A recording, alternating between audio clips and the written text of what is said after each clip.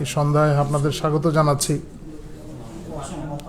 আপনারা সবাই চিনেন, আমার সঙ্গেই আছেন অস্মিতা বণিক, আমাদের পার্টির প্রবক্তা।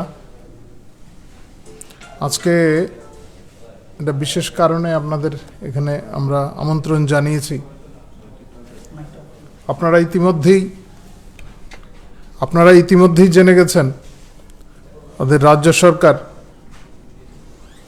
যে বিভিন্ন সামাজিক প্রকল্প আছে তার আওতায় আরও নতুন করে মোট 30,000 জনকে বিভিন্ন প্রকল্পের আওতায় এনেছেন এবং এই সামাজিক ভাতা এখন নতুন করে এরা পাবেন। আমরা পার্টির তরফ থেকে এই বিষয়ে আলোচনা হয়েছে, ইতিপূর্বে আলোচনা হয়েছিল। এর আগে ভাতার পরিমাণ বাড়ানো হয়েছে, 2,000 টাকা করা হয়েছে। এখন প্রাপকদের সংখ্যা বাড়ানো হয়েছে। বিভিন্ন জায়গায় বিভিন্ন এলাকায় এই বিষয়ে তথ্য সংগ্রহ করা হয়েছে, কারা আরও পেতে পারেন, কাদের এই বিষয়ে প্রয়োজনীয়তাটা আছে, সেই সমস্ত বিষয় বিবেচনা করে এই সংখ্যাটা বৃদ্ধি করা হয়েছে। পার্টিতে আলোচনার পর আমরা পার্টির তরফ থেকে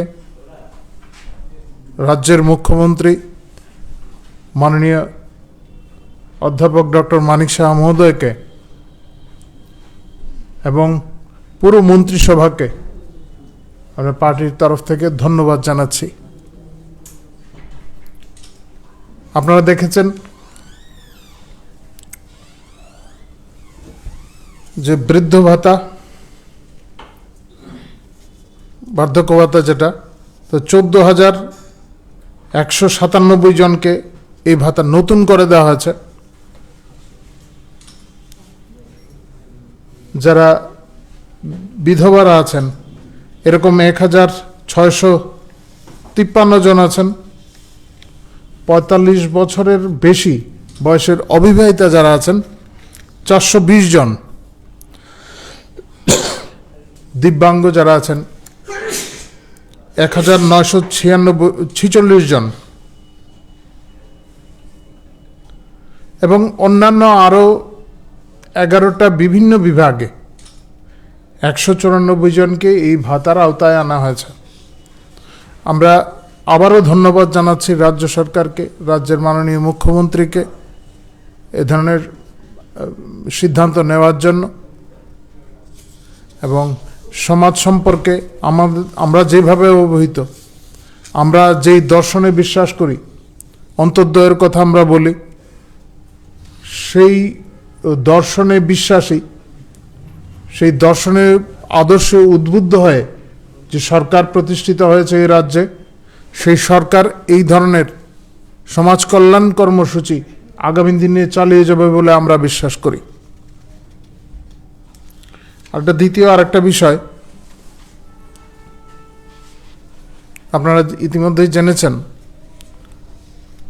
আমাদের পার্টির প্রদেশ কমিটিতে এবং আমাদের যে বিভিন্ন মোর্চাগুলি আছে তাতে কিছু পরিবর্ধনের প্রয়োজন ছিল। আমাদের প্রদেশ সভাপতি মাননীয় রাজীব ভট্টাচার্য মহোদয় তিনি আজকে এই বিষয়ে ঘোষণা দিয়েছেন। কয়েকটি ক্ষেত্রে এই ধরনের পরিবর্ধন ঘটানো হয়েছে এবং পূর্বে যারা দায়িত্বে ছিলেন তারা অনেকেই নতুন দায়িত্বে গেছেন, ফলে সেই সমস্ত স্থানগুলিতে আনা প্রয়োজন ছিল অনেককে। সেই কাজগুলি করা হয়েছে আজকে। আমরা বিশ্বাস করি যারা নতুন করে বিভিন্ন দায়িত্ব নিয়েছেন তারা সুচারুরূপে সংগঠনের কাজ করবেন এবং আমাদের সংগঠনকে আরও শক্তিশালী করে তুলবেন। নমস্কার। আপনাদের যদি কোনো বিষয়ে জিজ্ঞাসা থাকে